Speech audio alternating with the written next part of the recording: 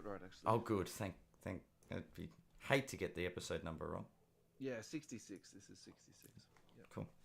I'm going to Charlie, chuckle what are like you a up to? 13-year-old in a few episodes' time, by the way. How many episodes have you dropped, Charlie? I think last week I did 157. Oh, God. Okay, so we've got heaps of catch We've got to we just start doing 3 episodes a week. Let's just really pump it out to catch up. Yeah. There we go. That's literally like one a week, and it's, you guys would know as well. There'd be nights where you're like, I don't want to do this. It's like, and you're like, oh, what are we going to talk about? Actually, the nights we say, what are we going to talk about, we go the longest. Yeah. It's always the way. But you do it anyway because you just want the consistency, I think. Yeah. Yeah. Definitely. Oh, well, it's I think that's the one thing we've done really well is get our weekly episode. Even if we can't do the Sunday night, we pre-record and stuff like that, which has been good. Yep. All right. Yeah. Let's go, Ed. Let's do this. Welcome, everybody, to episode 66 of the You Can't Comp This NBA Trading Card Podcast. We're your hosts, Russell Gibson and Adam Amy. And joining us, back-to-back guests, Russell. We're really pulling our finger out for January. But it just sort of panned out this way, didn't it, mate? I think all of January we had no guests, and then it ticked over to February, and it's like, guest. You've got them lining up at the door, Russell. People finish their holidays and... Charlie from Cherry is joining us once more. Welcome buddy. aboard. Yep. This Thank is you, round guys. 2. Thanks Ra- for having me. Yeah, back again. I can recall our last chat was really fun. So looking forward to it tonight. Yeah. So what was your recollection from the last chat? Because mine was how we found out that you have a love for Arnold. And Yes. so, Yes, that's true. I spoke to somebody about Arnold again the other day, which means that I'm probably like getting old and repeating myself. Oh no, the Grandpa Simpson repeating stories. yeah, too much. Yes, we did talk about that. I recall we talked about sort of at that time we were still in sort of a hobby hype phase, and I think we talked a bit about content as well, and the remaking and posting and repurposing different kinds of content, which was fun. Content, and then you guys had just recently opened the Tassie store, I believe. At that point. Okay. Yep, that sounds right. Yeah. So I think I want to start with Arnie anyway. So have you picked up any Arnie autos in the last 12 months? No, but what have I got? No Arnie autos. I've only got the one, which I think my mum got me in like 1999. Oh, like wow. It was early internet days, and Arnold sold autographs on his website for like Oh wow. not very much. Yep. And she sent away and got me one year, and I reckon it would have been like 98 or 99. That's the only one I've got. Dale and Grayson tease me because they have 2 Arnold card autos. Oh. And there's one because there's a Terminator 3 set that had a on-card Arnold autograph. Oh wow. On like a Terminator card. Terminator 3, all the films after Terminator 2 are pretty horrendous, but that card would be awesome. And from Which another is the one with Christian Bale. That one wasn't too bad. Salvation, that could have been really good. That's didn't true. mind That could have been a really good idea because he was sort of a Terminator, but he didn't know he was a Terminator. That was an interesting idea. Yeah.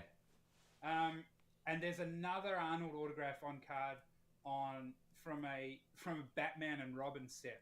So he's like, Oh, that Oh, was a stinker. wow. That was a genuine stinker, that movie. Yeah. That was, it's now famously awful that people. Yeah, it's so bad. Well, it's good. isn't that the infamous Batsuit with nipples movie? Yes, and the like the huge crotch bulges. Yeah. Bat nipples. And Arnold like one-liner puns like "ice to see you" and things like that. Yes. But there's a for some reason that set has autos from all the people, like the main actors. It's got George Clooney auto. Wow. Alicia Silverstone, what's his name? Christian Slater, Arnold, Chris O'Donnell. Chris O'Donnell, yeah. Yep. Arnold. Wow. And I think like everybody in it was like, Uma Thurman? what is this? Well, imagine doing Uma, Uma Thurman, yeah. Like imagine doing that with a set now, and you'd have every actor from the film in it. They just don't do that.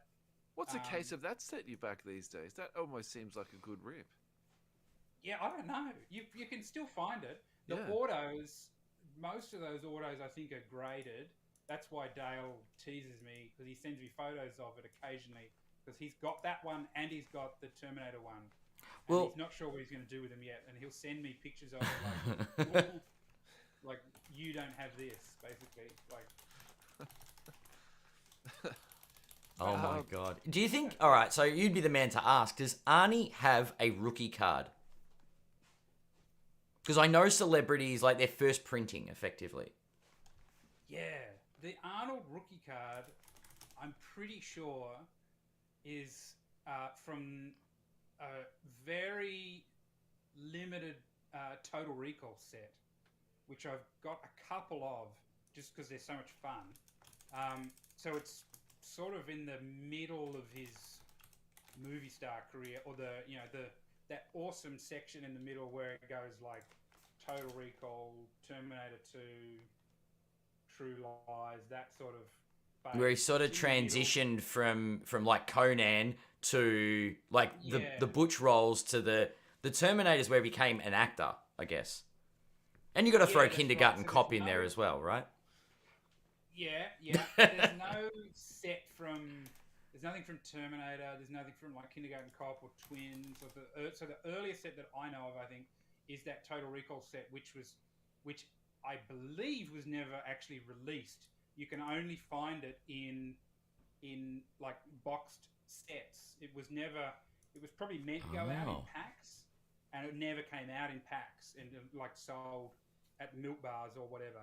So the only way you can get it is in like these little boxed sets from like 1990 they came out, and that's a fun set because you're like, wow, imagine if there were like packs of Total Recall cards at the news agency. I would have been all over it. Yeah, for sure.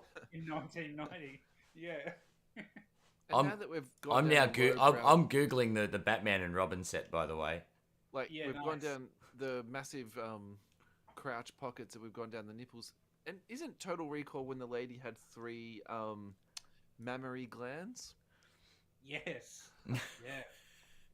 Yeah, I can't. She got a card. She might have a card in it. She has to have a card. There'd There's have to no be a way you card, could, right? like, not give us a scene card for that. It has to be acknowledged. I don't. Oh my I god. know there's a whole mass of boxes here, and it would take too long for me to find it. But No, I don't.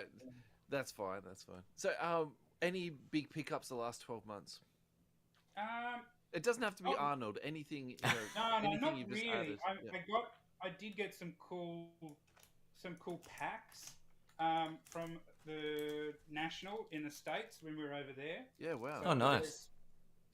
There's a pack of Fright Flicks with the Predator on. That was like, it's an 80s horror movie set from Topps.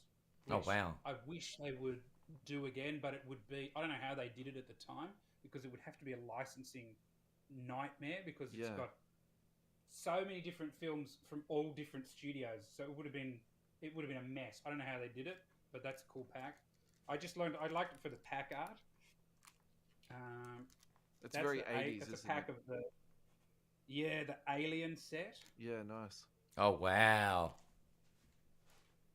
and it tells us about dramatic 18-inch Alien action figures on the back that you can get from Kenner, Jesus. which is another fascinating story, and old school Incredible Hulk. Oh wow. Pack as well. They're probably the coolest things. They're the most interesting things that I've got in recent times. A couple of autos that I've got.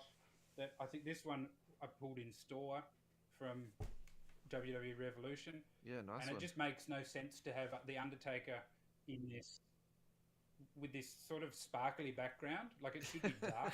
It's just like the opposite of the Undertaker's feel. Yeah. But yeah, exactly. Makes no sense that he's there. Like if Hulk Hogan is on that card, fantastic. It makes sense. Yeah, it's very Hollywood. Yeah. Yeah. And the other day we were looking at WWE Chronicles, and the Big Sexy Diesel came out, so I had to have that one, which is a fun card as well. That's the sort of that's where I'm at with cards. Don't talk to me about Luka Doncic. So without going sort of too deep down the wrestling rabbit hole, Panini has released a whole bunch of wrestling. Like, what's your perception or, your interaction with that so far? It's been really fun. First of all, if you're in the wrestling card world in the last year, it was a massive roller coaster ride. Yeah, because it spiked hard, didn't it? Yeah, Prism came out and it spiked super hard up to over $1,000 US a box. That's crazy, isn't it? Debut WWE Prism. Yeah. And I think you can now get it for like $300 US a box. So a huge correction. I remember Grayson saying at the time he had some big boys in the hobby, some of the sort of whales, contacting him and others for cases of WWE Prism. So his theory was that they thought there was something in it like the Rock autographs or something like that. Yeah. He thought that's his working theory, is that he thinks that these big guys in the hobby who just sort of buy volume of sealed stuff and then sit on it, they thought there was potentially Dwayne Johnson autos in it, and then they discovered that there isn't, and so they got out of it all, and that's part of why that product spiked so hard. But that was a big deal for wrestling collectors because they weren't used to that level of fluctuation in price. Yeah. And people who were sort of collectors who were already sort of across that because they do basketball or they do football, and they were already familiar with Panini stuff in the other sports. They were trying to tell some of the longer term collectors of wrestling stuff, to people from Topps era.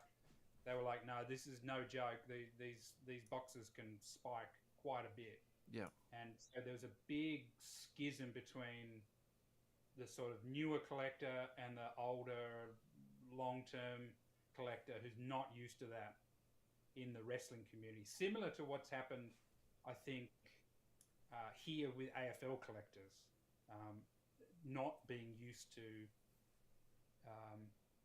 what can happen with this newer person in the hobby. Whereas previously I buy the folder for Footy Stars and I buy packs until I get the set, and then I put the set on the shelf, and then that's done. Yeah. Yeah. And that costs me not very much to do that. That's a grassroots style of collecting where you're like, every week I go down the newsagents and I buy a single pack or two, and if they've got the folder, I get the folder, and once they've got the folders back, I know, yep. And you've got your spare, your doubles and all the rest of it. That's sort of that base set collector, and they've got a couple of inserts, but they use that to acquire more base cards. Exactly, yeah. So that came to. There's a lot of people in that wrestling community still. Yep. And the newer collector over the last, we'd say since we could go back to sort of 2015 or 14, has not infiltrated that far into wrestling yet. Yeah. And so there was a huge fight between all these, especially on Twitter. Like if you're on Wrestling Card Twitter last year, it was a big year on Wrestling Card Twitter. It was maybe the biggest. So I think the big pop culture thing for me at the moment is the Kyrie trade. Did you catch up with that today? I just saw the news when I woke up this morning. It was funny, wasn't it? Around. Yeah, and So who do you think won the trade? What's your sort of take? The Lakers. The Lakers won the trade because they didn't get Kyrie. Yeah, maybe. Yeah, he is a far out guy, and a bit of a menace. So, yeah, if you're a Mavs fan, I think you're probably nervous at the moment. I'm not sure why I'm not sure they need another point guard. But they need someone that gels with Luka. And look, if Kyrie wants to play second fiddle to the next generation of LeBron, which is what everybody's like, Luka's putting up these crazy numbers and doing LeBron-esque things. Cool. Kyrie's like, well, they won't, because apparently the Nets didn't want to deal him to LA just out of spite, and for other reasons apparently. KD said no. He didn't want a reunion with Westbrook.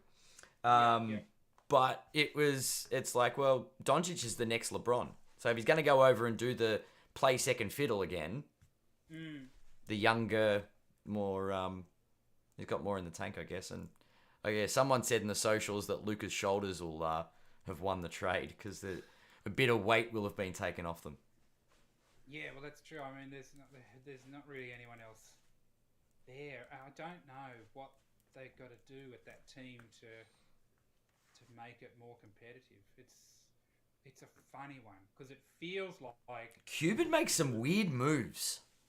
Yeah, it feels like he needs to go elsewhere, and then you look at, there'd be other people like Giannis managed to get one, so that's fantastic.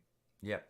Then there's somebody like Jokic, and you think he really should have a championship under his name before he retires. That's somebody who should have one as well. Yeah. And you wonder how are they going to put it together in these, lesser markets, franchises. It's interesting that they got rid of Dinwiddie in the trade, and when they got rid of Porzingis and acquired Dinwiddie, it was like, oh, that's a really good pickup. Now they've sort of moved that piece on. It's interesting. It's just is Kyrie the piece? I'll take to historical Twitter if I can, because now in August 30th, 2017, I've been told that Kyrie is ecstatic. Word of the day, ecstatic about the trade. Looking forward to playing for Brad Stevens and understands the Celtics tradition. Oh yes, he played at the Celtics. That's right. Now today's tweet, Kyrie Irving is said to be ecstatic about this trade to the Dallas Mavericks and is looking forward to joining forces with Luka Doncic, league sources tell. So, yeah, when Kyrie's ecstatic, we know that things are going to go swimmingly, I guess, in Dallas. Yeah, well, we'll see what happens. Luka is special, obviously. I feel for Luka. I feel like he needs to get on another team somewhere, or get somebody in the paint for him that is going to be able to, complete on that side of things. Do you think Dallas have one more trade or one more move before the trade deadline that's going to give them a final squad, or are they going to look for pieces off waivers or something in the post trade deadline, or is this it? Is this the move? It might be, yeah. So was it Markieff Morris? Which Morris brothers with They got the Morris brother that can shoot threes. I always get that confused. It's like there's one that can and one that can't. I'm pretty sure. Long-winded explanation. One of them can shoot threes. This is the one. So, unless he switches with his brother.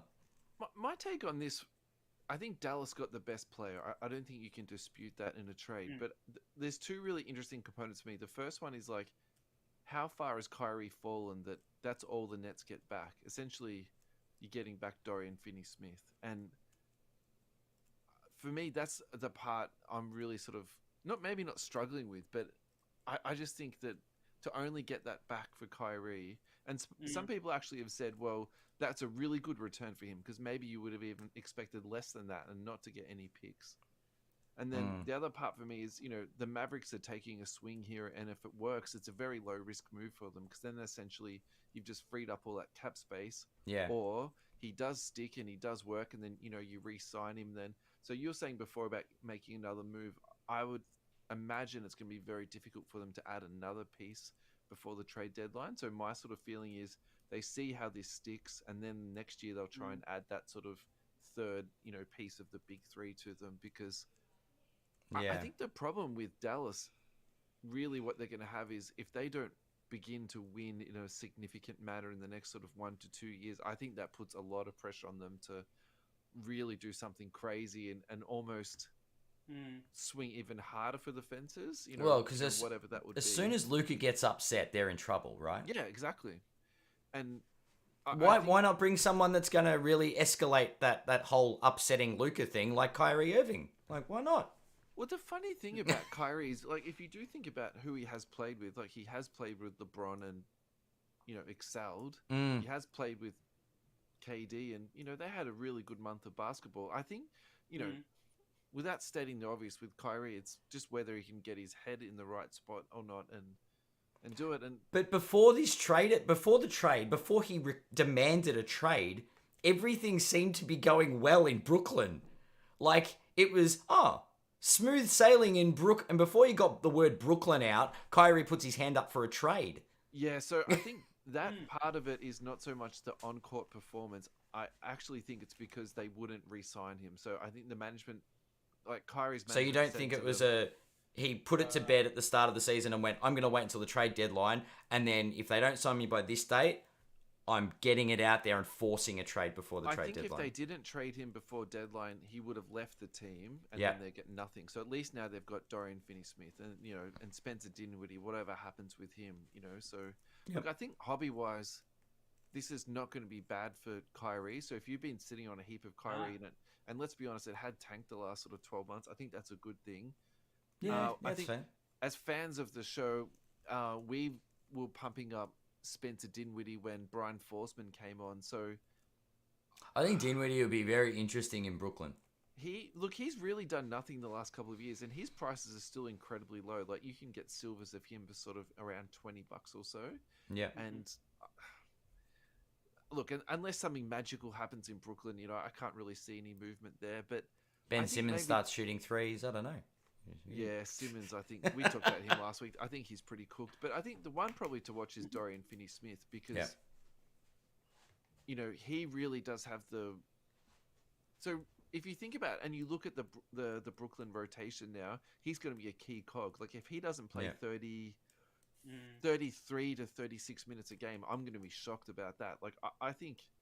Yes, but, Dinwiddie is important in this, but to me, the main piece of this trade is that. So that's the guy who I'm probably, going to be looking at to see his, price go up over the next couple of months. I think that's the one that I like. So the next NBA story I think for me is the big one is the Mo Bamba Austin Reeves scuffle. So Charlie, what do you think that Bamba whispered in Austin Rivers' ears before they went to the ground? Yeah, I don't know. I just looked it up before I came on because I hadn't seen it. It's a decent scuffle, actually. Like, I've heard about it. I haven't seen it. It had the potential to be like Malice at the Palace too. I don't think that's going to ever happen again. What, Malice in the Palace? They changed so many things to prevent that from happening again. Like, there's 20x extra security a game, and all the penalties for the players leaving the bench. And also too, they've been enforcing that rule too, because players this year. So the Magic had 4 or 5 players leave their bench, and they had, I think, 8 or 9 players suspended, and they actually had to split the suspension over 2 games because otherwise they literally wouldn't have been able to field a team. So right. Yeah. Dip into the G League would be an interesting game. Yeah. So I think there's one of 2 things. I think it's to do with him playing for Duke. I think that's one thing. I think the other thing is Right. his podcast, or the other thing is that he's like, essentially a daddy's boy. Because I was going to say who's your daddy might have been played for his dad when he was for the Clippers, but yeah. must have been something because he's not the type of guy to really go off like that. No, it's bizarre, isn't it? Maybe they're fighting over women. That's the other thing that. You're asking Charlie what he said because Charlie's the meme master, right? For Cherry. Well, I know Charlie enjoys the sort of the entertainment side of it, so I thought he might have had a theory on this. Yeah. Look, probably the entertainment is what it is. Which podcast? Might have been the Andrew Bogut podcast. I think in the last couple of days, where he was talking about that entertainment aspect of it and trying to communicate that to younger players. I think that it is essentially, like it's a product. People are coming to see the product, and so there's got to be something that's entertaining about it. It's got to be whether it's is LeBron gonna get the scoring record, or is somebody gonna shoot the lights out, or is there going to be a fight or things like that? Who is Bogut pitching this to? Is he pitching that to current players or people who's in the media? I believe he was talking to. It was in the context of talking to younger players, people who are playing now, like current professionals. Yeah. I think regarding the NBL.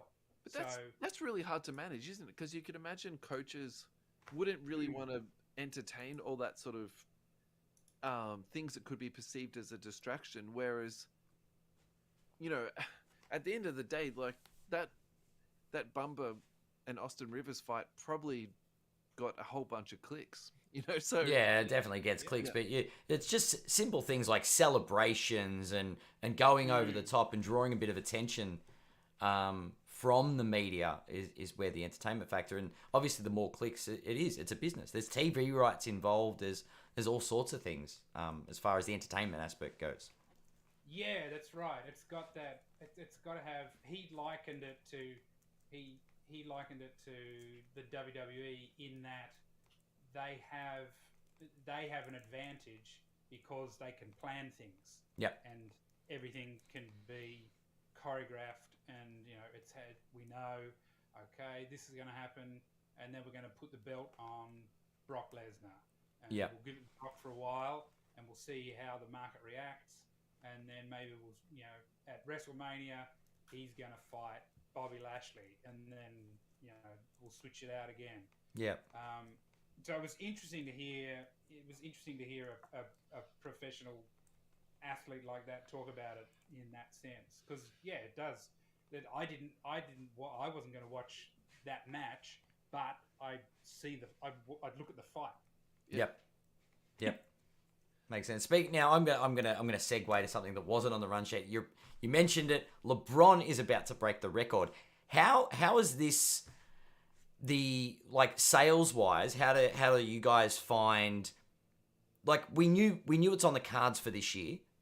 Now, if I were a betting man, I would be suggesting that LeBron's going to drop less than 35 on against the Thunder, so he can break the scoring record against the Bucks, which is a team that obviously Kareem played for, as well as the Lakers. All about narrative, but card-wise, has there been a real uptake with LeBron just at a small level or a high-end level? People been investing or trying to jump in on LeBron's in general?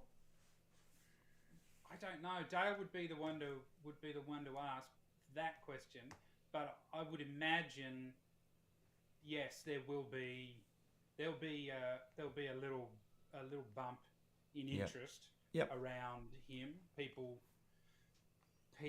who have been perhaps on the fence, or they've been thinking about it for a while. Maybe I should get into a LeBron rookie, or maybe I should buy that LeBron insert or whatever. With this happening will sort of cement it for them, and they'll go ahead and I need a LeBron in my PC. This guy is the highest scoring player in NBA history. Now I need to have. if I didn't already have a nice LeBron, now I need to have one. So Yeah. I better find one. So I imagine yes, there'll be a bump in interest around LeBron when he busts. Is it this? It's going to happen this week. Yeah, well, my money is on it happening Australian time Friday or Thursday's game. Yep. So Thursday night's game, it's the 9th of February in the States, and the 7th of February is the OKC game. He needs, I think, 36 points. Yeah. And so he's definitely not doing it there. And look, he can drop 40 if he wants, but I don't think he wants to do that against the Thunder. I think he'll wait until he's playing against the Bucks.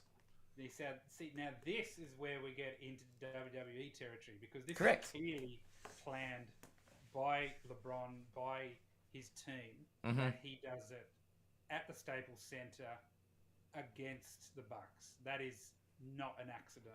Yeah, I was going to say, once it got sort of close, you can bet on it, so it's yeah. As I said, I'm tempted to open my sports bet account so I can have a look and see what LeBron under 30 points or under 35 points is. Yeah, I imagine Kareem will be at the game. For sure.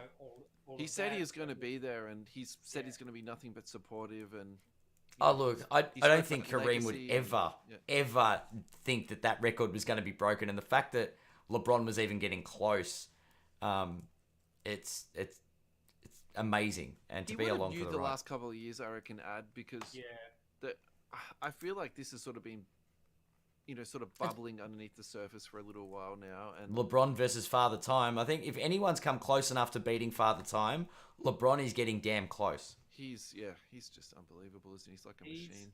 I reckon I reckon he wants it. He clearly wants it. It's been what he's been chasing. Yeah, I think you're right. For the last few years, I guess he's like every year he's like, okay, how does the body feel? It's feeling pretty good. I reckon I could go again, and so he just keeps going again and Moving his bucket list. I reckon it's what he wants. Yeah. So that he can say, now I am the greatest. Like there's no argument. I've got championships.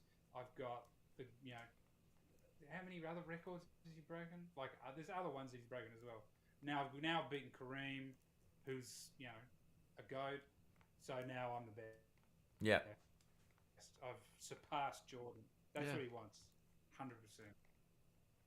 I mean, I suspect though that Jordan fans will still not acknowledge that. It'll just come down to the championships that's been won and lost, and then But I mean, look, I've grown up in essentially just a LeBron era, and so like, I'm actually trying really hard to think, what was basketball like sort of pre-LeBron, because of so I'm 40 now, so essentially for the last 20 years, that's all I've watched, and look, actually, I'm very grateful for the experience, because I think he's I've said this before. I think he's a really good role model.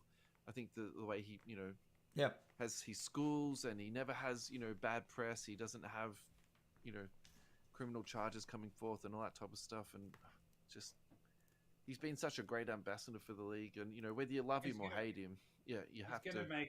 He's going to leave a huge hole in basketball when he finally retires at age 73, whenever it is. Well, that's How it. many more years do you think he's got, Charlie? Because I can see him doing 3 or 4 more years, to be honest.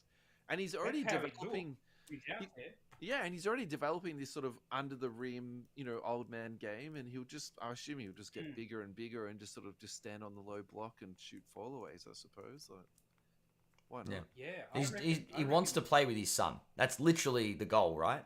Yes. Wants to play a season alongside. So that's 2 years away, right? So because his son's in high school and he'll go to college next year, and then the year after that you'll come to the league. So that's correct. He said he's still got 2 or 3 years left. Yeah. Interesting. It's body willing, he'll be around for a while. He can pay for a lot of fruity Joe Rogan cryotherapy that will take care of the body. So that'll all sorts of weird it's been publicized. All of that sort of stuff that will keep him fresh. Cryogenically frozen. Yeah.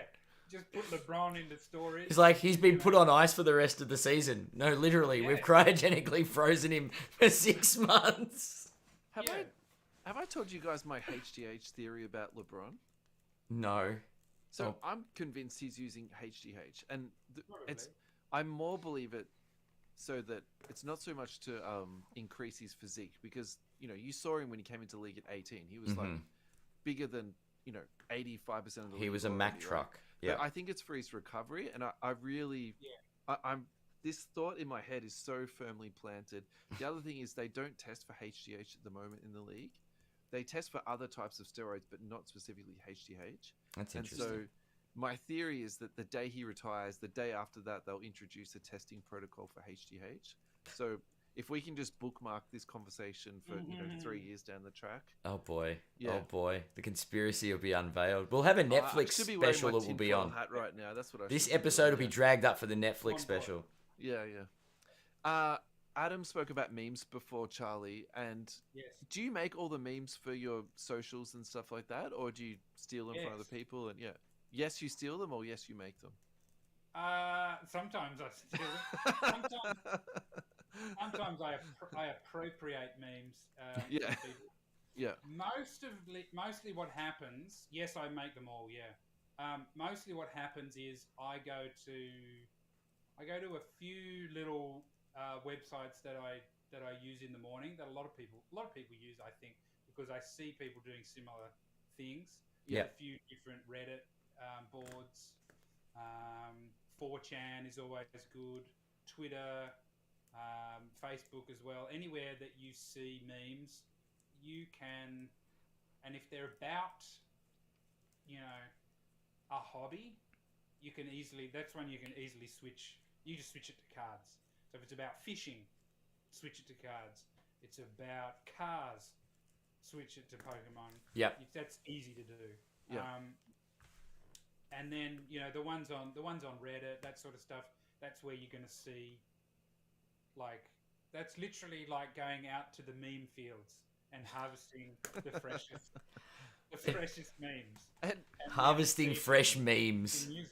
Do you show them to your wife, or do you show them to Dale, or do you just kind of chuckle and then you're like, oh yeah, that one's sweet, like it's good to go, or do you just sort of just roll them out? I pretty much just push them out, and sometimes I push them out and I'm like, I don't know about that one. We'll see. We'll see. Usually it's okay. I do, you do have to, because we are a business, we can't be as loose with it as somebody like Lamine James or Octane Collectables. Those guys really push the envelope. Very funny. And because they don't, they don't have to worry about upsetting. You don't want to have to employ a legal team to screen the memes. Yeah, so those guys can go a bit harder. But I really enjoy it. That's one of the funnest things to do, is try and get something like that out every day. At the moment, I've managed to do it every day. Yep. Some sort of a meme out every day, which is great fun.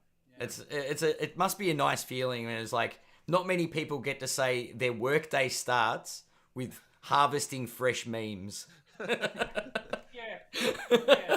What do? I make my coffee, I harvest some fresh memes, and I put content into the world. Actually, like on Twitter, that's pretty good. Yeah, head out to the meme fields and sift through them and find, this one looks pretty good. Let's use that. We'll put it in. I literally have a folder here called Memes Not Used Yet. And it has... To meme or not to meme? Oh. It has 300 something files in it.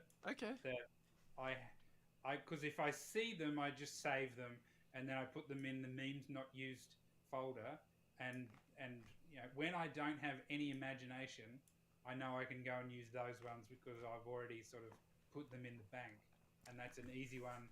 And for days when I'm not feeling very creative, I can go into that folder. Yeah, you can go repurpose an old one like that. Yep. Don't feel like harvesting today. We'll go to the meme bank and just. Yeah, exactly. Yeah. Brilliant. Can we please zoom out a little bit and just get your perspectives on what's been happening in the last say 18 to 24 months in the hobby, because Yeah. we've been talking about a downturn, and I think I'm stealing Adam's IP here, but I think the way that Adam described it and what sits best in my mind is that there was a period of time where people were just overpaying. It's not so much that, the hobby went crazy, but, now we look back and we're paying, say, $50 or $100 for a base rookie card, or, Yeah. $300 for a PSA 10, base rookie card. Really. All that FOMO because of the product shortages, I guess. You've got people paying future prices for cards because every card is selling for 10x what it did 12 months earlier, and everyone's like, oh my god, we're all going to be millionaires. And then the narrative became that, the hobby's tanking and that the hobby's no good, and the bottom's falling out of it, and there was all that sort of internet chatter, if you want to use that sort of phrase. So I suppose the sky is falling, the Chicken Little sort of, yeah. Look, and I've got my theories about, what happened and what has been happening and all that sort of stuff, but I'd really like to sort of hear your perspective about it and what you've observed, in the last sort of 18 months or so. Yeah, it was that sort of, 18 months is probably where you would peg it if you went back to sort of the middle of 21. That was probably the craziest that it got in 21. 22 towards sort of February, March, we started to notice things beginning to cool off. I think February, March last year. And how do you measure that? By the number of orders coming through, that your breaks are just a little bit slower to feel, or what's your sort of metrics on that? it becomes, and sort of later into the second half of last year, things were definitely cooling off in terms of people like filling breaks taking longer, or customers not able to pay what they were previously paying because they've seen cheaper options, and it was almost like a perfect storm with the hype of people at home. For many people in Australia, still managing to stay employed and in work, and so having money that they would usually spend going out or holidays or whatever, and now I've got, oh wow, I've still got a few $100 in the bank. And a friend of mine is a card collector. He says I should get into cards because everything's going up. And then a rookie year that excited people in LaMelo's rookie year. Everybody, we'd had Zion the year before that, Zion and Jar, which was crazy exciting. And then we had LaMelo the next year, and everybody wanted to pull a LaMelo rookie card, a LaMelo auto. So it goes to a new level because now everybody's like, oh, LaMelo, we've got to get LaMelo cards now. Because I think if we had somebody this season in the rookie class, an equally as exciting rookie year, it wouldn't have dipped as much. I think. People would still be, oh, we've got to get onto, because who was it? So after LaMelo, it was Cade and Scotty Barnes. After Cade, it's Banchero. And there's Banchero, but Banchero is an interesting one. That's going to be an interesting one. That's the huge kid in Orlando. He's pretty built, yeah. Yeah. What's that huge, like, stretched out kid? So he's coming in next year. So that's Wembanyama. Wembanyama, no, and then but then there was Chet that got injured. Yeah. So I think if it's definitely been a normalizing level of hype. Like it was crazy. the amount that you write about the things like base rookie cards got up to, and like we said earlier, people paying $1,000 for a box of WWE Prism because of all the hype that went around that. Yeah. And now it feels like it's settled. Yeah. Yeah. Well, we spoke about 2 months. We spoke with Ryan from GemRate on the last episode about grading numbers, and very simply, there's not people sending hundreds of thousands of base cards to get graded. I suppose that correction took place a little bit earlier than what we're experiencing now, but people have sort of learnt that you don't grade base cards. Like, if the population of a card is 20-something thousand... He actually said this last night, and we probably didn't pick up on this enough. He actually said half of the backlog was base cards. Yeah, but that became blatantly obvious. It was like everyone was just like, let's submit all our base cards, and then PSA and BGS started upping their prices, and people went, oh, maybe we shouldn't do that. Yeah. I don't know, like, maybe with the grading rates, it's also changing the landscape, and we might not have as many... we're going to have quote-unquote investors in the hobby, but I don't think that now things have started to normalize that the get-rich-quick club are sort of sticking around for the market correction. A lot of them have sold out and moved on to the next fad, I guess, for them. Correct. Yeah, I think that's definitely true. Yeah, those kinds of people came in. That's right. They were like they see something like, holy shit, you're telling me you bought something for X and you sold it for Y. Wow. Okay, I need to get into that. Yeah. And now they've I guess there's a lot of people like that in the world, who go from whatever it is to the next thing, and that's okay.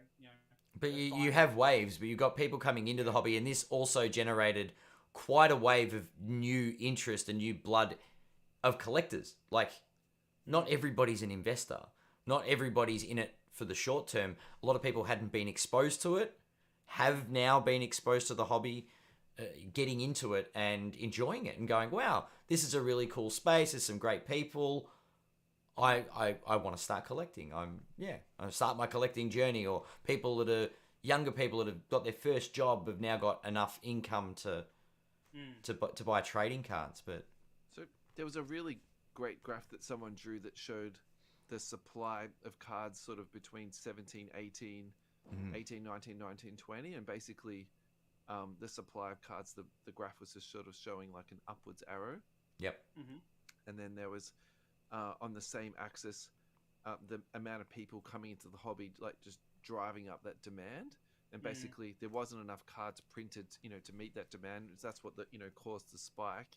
Yes. And now the current situation we're in is actually the opposite. All those people have left, but then the supply of cards has gone right up. Yep. So now what you're seeing now is like, so for me, look, the way I interact with the hobby, I have a budget and I stuck to my budget. And yes, I have to admit, I wish my money had gone further, at particular times, but in saying that now, I think my money is going, much, much further than what it is. And so actually, I know a lot of people left the hobby, and, some people might even have a bad taste in their mouth, but I actually feel like now is like a very fun time. I feel like breaks are a lot more affordable. Singles at the moment, I just feel, I don't know, I just feel at the moment like there's just so many, good cards and, good deals out there.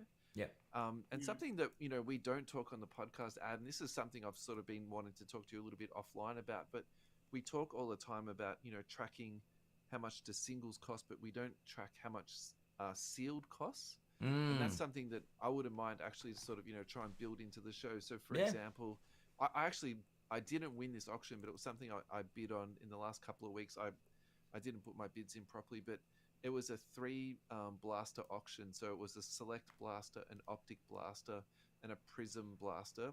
It closed at $71 USD. So, that's nice. Around like 110 Aussie.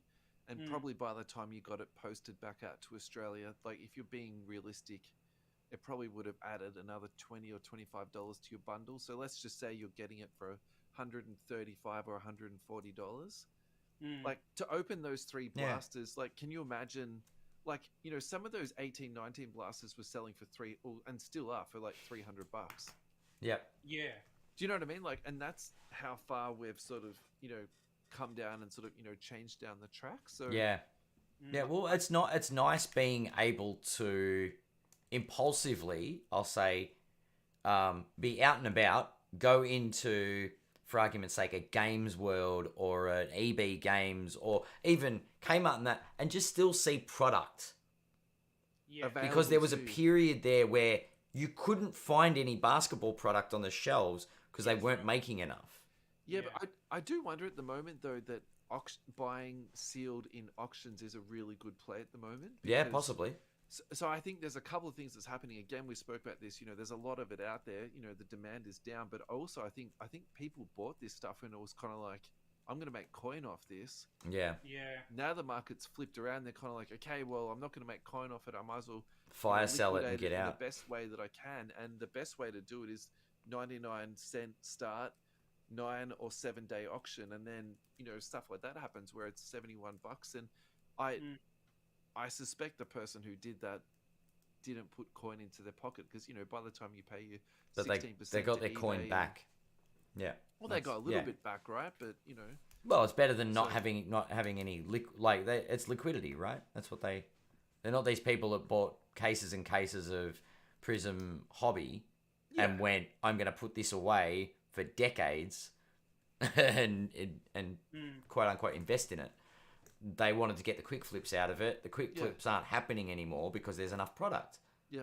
Yeah, that's right. Yeah. And obviously sales figures will affect Panini's print runs. And we investigated this a while ago as far as all the different parallels that they added in order to still give out a decent coverage of parallels, but give out more product.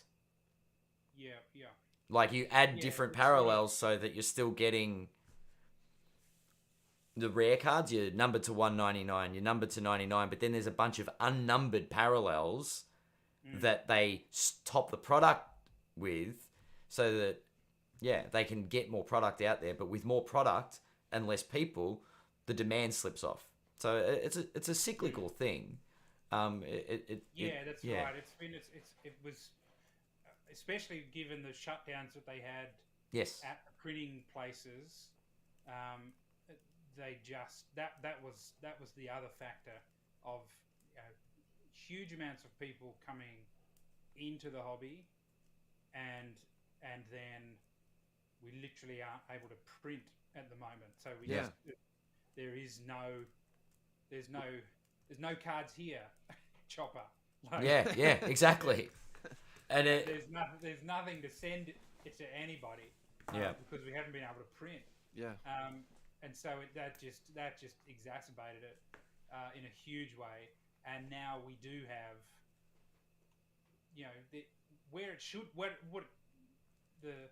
what you said just earlier is what should happen, is that people are able to walk into a store, Kmart, and buy a blaster or a few packs of cards. For particular products, I definitely agree with that. You know, Hoops, Prism, like Donruss, those retail SKUs of Hoops, of Prism, etc.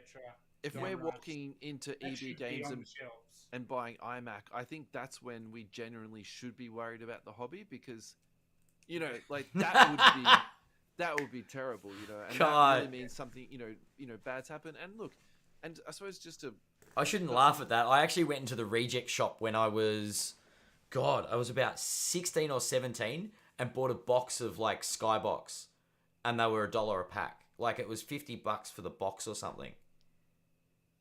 And that's what it was like in that junk wax era.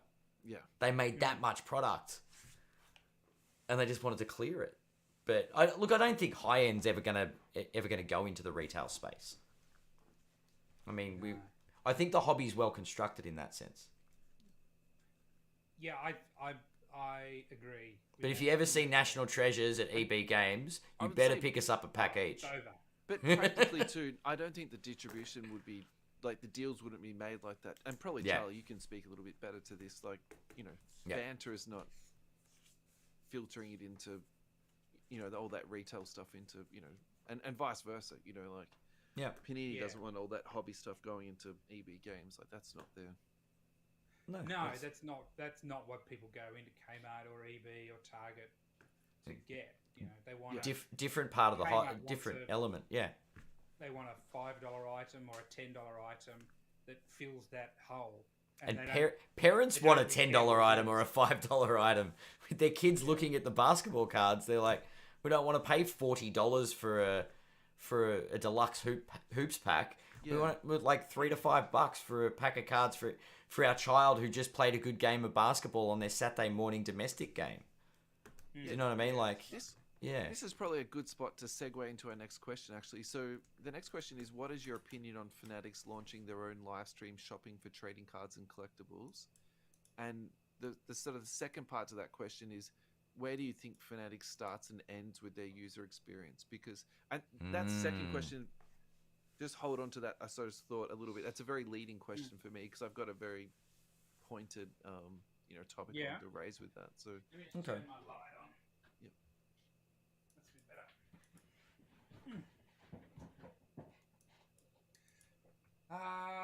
So first part was Fanatics Livestream, wasn't it? yeah, so Yeah. basically what they've done is they've created their own shopping center that is interactive. I suppose that's the best. I was way going to say, it. give us a rundown on this one. I'm not up to speed with the product that they're trying to deliver. So in Or America at the moment, Facebook groups, and I would probably say to the same degree, have taken a little bit of a step back in terms of the selling space. Yeah. And people are actually using live platforms to do. So, for example, break spots, they actually go up for auction, and then in real time, people put in their bids, and then pay for their spots, and then teams get random off, and then you Wow. do the break. So there's none of this 7-day auction time and all this type of stuff, and then you pay a percentage of that to the company, and then that's like the platform that you use. So Yeah. my take on this is essentially Fanatics is trying to use their massive position in the hobby because of how much of the licensing that they've purchased stuff, and then create or borrow the best ideas from a different platform, which is Whatnot. This is what I'm talking about now, and then tap into that, I suppose. Yeah. Yeah, I mean, it makes sense that they would do something like that, call it whatever, Fanatics Live, because the prevalence of the way that Whatnot has grown in the States, it's not a factor here in Australia at all yet. Due to the shipping. As a constraints. shipping issue, wasn't it? Yeah, it's literally. But it's not even on the. Is it on the App Store here? No, I wouldn't think so. No. It's not even on the App Store here. I mean, if you could have a version that was just geolocated to Australia, I think Whatnot would run fine. You can definitely do that if you got the inclination to do that. You can do that, but not Not the same Standardised, volume, same level. Yeah. Yeah. I know what you mean. So it would. So clearly, I mean, when we were in the States last year, people, when we met people and said we were from a card store, what the first thing they asked was who we were on Whatnot. So they didn't ask on Instagram. They didn't ask on Facebook. They didn't ask on eBay. The first thing they asked was, what's your username on Whatnot? Yeah, right. Wow. So It is a massive, massive factor in the States. yeah. So, if something like that comes over here, when something like that comes over here, you would jump on it. Are you guys working on a platform like that? No, we don't. We've been approached by one. We've had some complications getting the inventory across to the app correctly. Yeah. Yeah. Which has been a pain in the ass, and then you're trying to troubleshoot things across time zones, and it's a real nightmare. But we would, if there was one that we could use, tomorrow, we'd be on it, just merely for that factor of how big it is over in the States. I think for Fanatics, it makes sense that they would try something like that, because they can, if they're going to be the boss of cards, and they're already the boss of jerseys and authentic memorabilia and helmets and signed shoes and signed jerseys, then why wouldn't they do something like that? Does it create? Do you think it creates problems though? What's that? Does it create problems if they're the boss of everything and they're also not invading but operating in the same space that like a business like yourself would operate? I feel like they have a distinct market advantage. I don't imagine. I imagine they would have like an official, like Fanatics auction house or whatever, however they wanted to run it. But it would be. I imagine. I don't know. Maybe not. I imagine they would run it like Whatnot, where they make the platform, and then people come and put their business, or they build their account on top of the platform. So it's more of a working in conjunction rather than competing against. Yes, probably. I guess because I go back to, and I haven't used my most common phrase early days, but regulating the hobby. I feel like it's a conflict of interest in some aspects, where it's like, hang on a second, these guys have all the stock. They can do what they want with it, so everybody gets a little bit, and they've gone, oh, but we've got more. Come to our shop, come to our platform, look at what we've got. It's, it rings alarm bells and sets off some red flags for me. So you can look at that in two ways, though, because yes, the first way you can look at it, you can say, well, it is regulating the hobby, and then it does sort of remove all of those unscrupulous type breakers that, have done terrible things. So, for example, whether you love them or hate them, Backyard Breaks, like, they did some fraudulent activity. I don't think anyone, like, disputed that. There was also that breaker that held the razor blade to his employee's neck. Like, I think that if those type of things left the hobby, we would probably be in a better space. And if, you know what I mean? Like, so in some ways, I don't mind that. On the flip side of that, though, I think what it does do is it does create a monopoly. So, for example, if your Fanatics is printing the cards, they're then selling them direct to people. So they've cut out all the distribution companies. They've cut out all the, the shipping. They've cut out, the middleman. Then they've cut out the breakers. So let's just say they've cut out at least two people. Yeah. And then after that, you can take their cards directly to PSA, because PSA is part of that investment group, if I'm correct.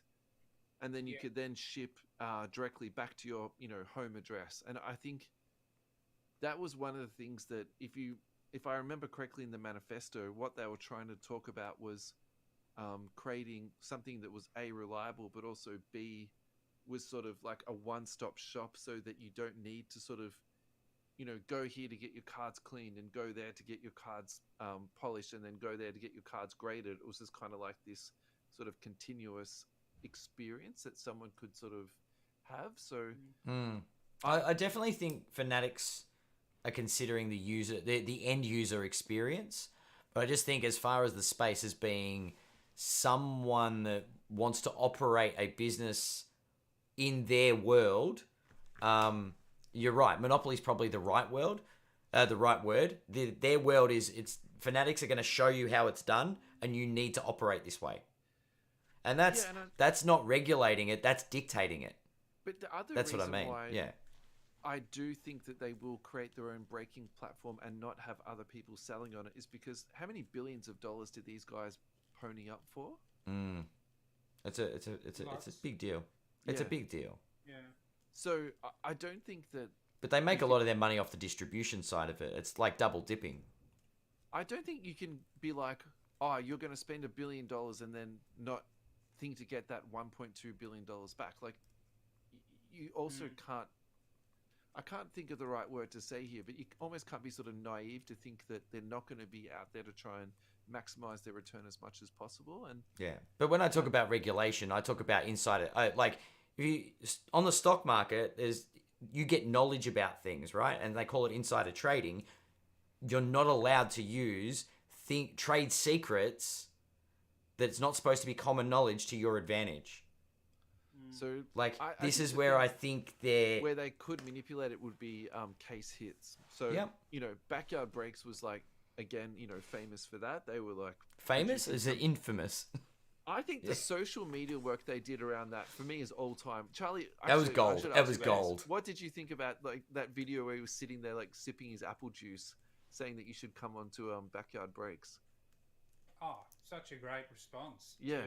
To all of the hype, the speculation, the videos, the Twitter threads. It was immaculate. Yeah. Yeah, they got themselves trending pretty hard. Yeah. Yeah. Apparently, we pulled all the good cards, so come and buy cards from us. Break with us. Simple as that. Yeah. And another thing that I suppose for me sort of ties into this, and also ties into a little bit of the last 18 months. For me, it's obvious to me the people who are getting squeezed out is kind of like, the middleman. So, for example, the people that were buying boxes and trying to flip them now for profit, like that margin is not there anymore. And if anything, actually, you could lose. Yeah. And not that I'm asking for sympathy for breakers or anything like that, but I know and I would probably say that, Cherry's experiencing the same thing. The margins just aren't there anymore. And the reason why that I know this is because you're seeing breakers are just dropping out like flies at the moment. The amount of time that it takes to, procure stock, list a break, break it, sort it, post it, blah, blah, blah, blah, blah. And then if you're just breaking even for it, like what's the point of doing that? And so I think that squeeze is already happening. And yes. if Fanatics implements more of that, I think that squeeze is going to be, even more. So I think they covered breakers, didn't they? Like Luba was very explicit about the way the breaking experience. I don't want you to list a break and break cards. That's not breaking anymore. Breaking is a form of entertainment. And we spoke with this about a year ago with Forsman. Brian was like, it's not just list and get it running. It's a show. You've got to put on a show. You've got to have a bit. You've got to be able to do a bit. It's not just a functional process anymore. I mean, you got Blake you know what I mean? Like, he has an awesome mustache. It is like epic. But it's not just break cards. That's right. Yeah. Yep. It's the bar has been raised, and that's in response to that makes sense when a lot of people come into a space like ours. Yep. Then the standard is slowly going to head up because people are going to think, well, I can do better than that, or I can be more entertaining than that. And so the standard sort of heads up as a result. And that aspect of that thing about it being a show and it being entertainment is correct, I think. And that's something that we've tried to address at Cherry. I know Blake tries to address it and works really hard. It's one of the reasons that we've got another show on now with Laker in the mornings, and while we're doing an extra show on Saturdays as well. When you say show, do you mean that's when you break cards? Yeah. Like another session? Yeah. Yeah, so Laker does a morning session 4 days a week, I think, or maybe just on the weekdays, maybe 4 or 5 days a week. And we've got for Laker's session, he's got a producer there with him so that there's a bit of banter back and forth. when they're talking about stuff. They're talking about cards. They're talking about what they've been doing at work. To give it more of that show aspect, because I think it is. I think he's right about that. I think people do want the market, and people, in the market have shown that it's not just some hands in front of a phone screen. Yep. And we open the cards and then turn it off, and that's it. Yeah. So when I set out to do my breaks, my goal was actually, of course, I wanted to do breaks, but I wanted to actually do a podcast at the same time. Yeah. But my issue is that I could never do the podcast good enough that it was anything worth talking about, and then I couldn't multitask and do the cards at the same time. So Yes. I think having a producer there actually makes so much sense, because then if Laker is concentrating on the cards and doing that aspect really well, and then there's a big card coming up, you're giving that it's like appropriate sort of mileage, and then in the sort of doldrums of a break, if he's, I don't know, whatever, tidying up his table, and then the producer's sort of filling all that time with something interesting to say. So I think that's actually a really, really good idea, and like a fantastic implementation. Yeah. Yeah, it's something that it was something that I'd always thought in the back of my mind in sort of 2019, 2020.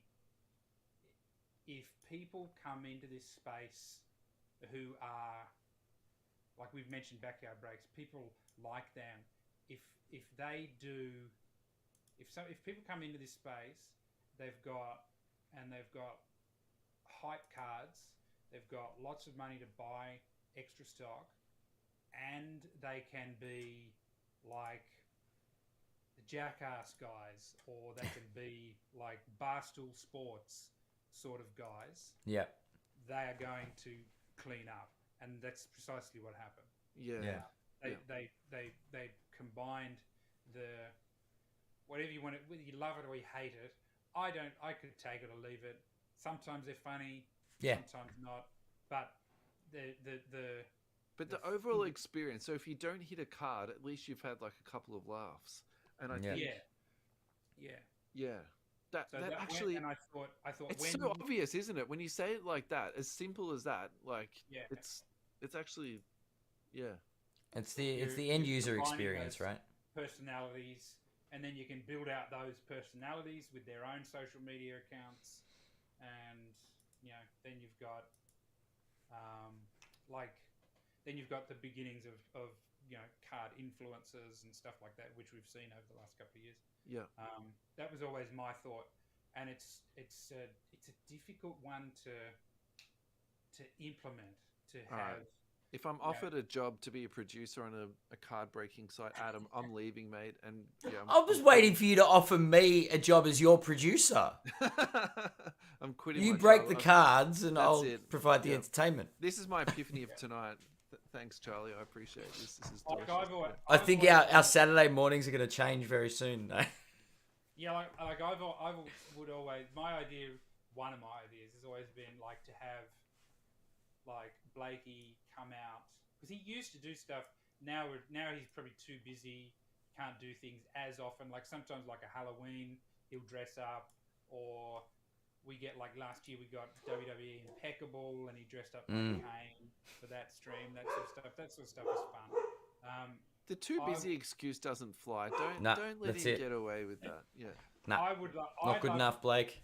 Whether it's Blake or Dale or somebody like that to come in with like a tray of hot cherry pies on the tray, like legit, like literal cherry pies.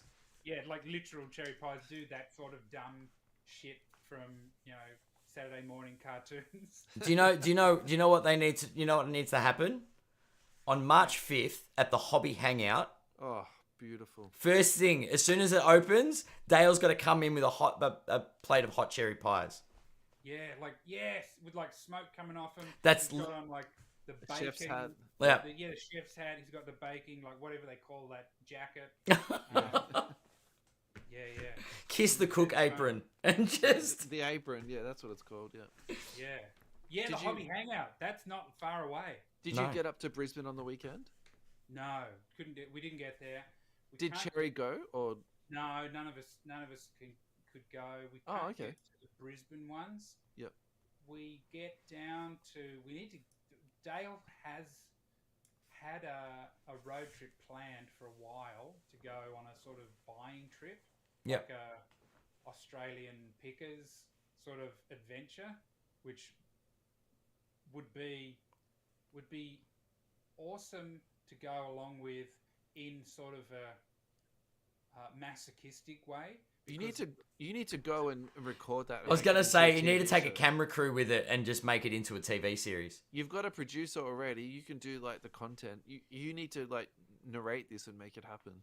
It would be like There would be some funny stuff that would happen. You would see some amazing cards. You would see all these you would, negotiations. You could kind of like drum up the suspense. You know, the drums like, is he going to buy the card or not? You know, that'd be awesome. It'd be an awesome one to do. Definitely, I was definitely going to go and visit him some days on the trip. I think like fly in when he gets to certain cities and then film stuff there. But yeah, it'd be like the Odd Couple is what it would be like if I was on the trip with Dale. It'd be like Dale, the angry man who doesn't want to talk and is having a horrendous time, and then me who was like trying to make him laugh the whole time. He doesn't want Gold. to laugh. Be gold. Yeah. This actually does sound really good. Yeah. Can we just plug the Hobby Hangout just a little bit more, Ad? So Yeah. www.thehobbyhangout.com.au. Get plugging, Tickets- Russell, because you're not going to be there. I will not be there. Yeah, so tickets are still definitely available for the Melbourne show. Get Yes, down to it, guys. Yep. We'll be Food there stalls. too. Yep. We'll be there in Melbourne, and we'll be at the Sydney one too. So I think Sydney is towards the end of March, maybe the 26th. Yep. We'll be in Melbourne as well. Yeah. Awesome. Yeah, man, we're looking forward to Melbourne. I'll be. Trader stations, sealed packets, mystery packs, singles, food trucks, guest speakers, the whole thing. It's really well organized. So definitely. check I'll those be guys there out. with a little handheld mic to record some stuff. I might be doing some live questionnaires and bits and pieces. I haven't decided what I'm doing down there, but Andrew's put some space away for you, mate, to do some podcasting. a corner, the naughty corner. It's just going to put me in the Well, naughty the quiet corner. quiet corner. Yep. That doesn't fly for me. I'll get kicked out of the quiet corner So for being lads, too loud. We've ticked over an hour and 15. Charlie, did you want to finish off with anything in particular? Any final questions for us? Or we've hammered you pretty hard this last hour. No, it's been fun. No, nothing really to add. I think we've got an exciting few weeks of new cards coming. I think Donruss is soon.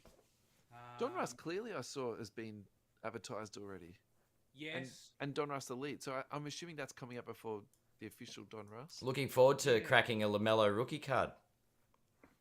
I'm just going to keep flogging that dead horse about They're not that far behind. they come on. feel like it. Yeah. And I think the one that I'm super excited about is it Immaculate or National Flawless. Treasures? Flawless is coming, man. Yep. Wrestling, I think. When is that one? Oh, wrestling. That doesn't even come up. Come on. NBA Flawless is coming. That's what we should be talking about. No, That's nothing. I think it's an NT Wrestling, or I think it's NT Wrestling, which is going to be great fun. Yeah. That's soon. I think there's already some people busting that. No, that's all from me. Thanks again for having me, guys. Yeah, thanks That's for great. coming on. It's always good. It always ticks over the hours. Plenty to talk about. Plenty of segues. And let's try and make our next one not 12 months down the track. Let's try and do it, say, 6 months away or something like that. Because I think Well- 12 months was just a fraction too long. That was, yeah. Yeah. We'll tee up something with Blake or Dale, and I think it'd be great to have a chat with Dale. Just about How his- angry is he before we get him onto the show, though? Like he's more grumpy than angry. he's yes, yeah. Is he- sort of is he a started pessimist? by- Oh no, He's not. cynical. Come on. He's great fun. He is.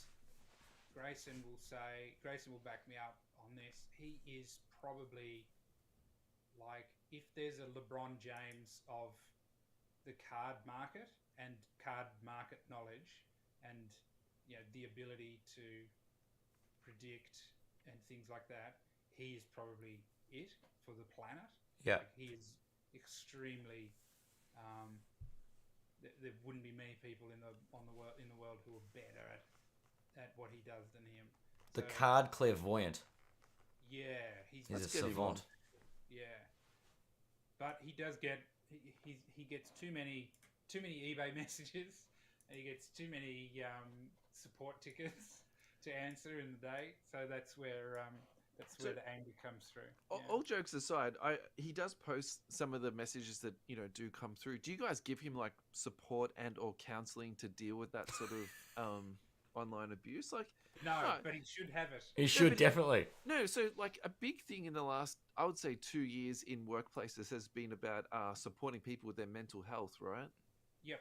And like, I was actually thinking about some of the it's it's borderline abuse. Some of the shit they go must through. Be like a load on your shoulder, the Luca shoulder thing, like It definitely is. Yeah.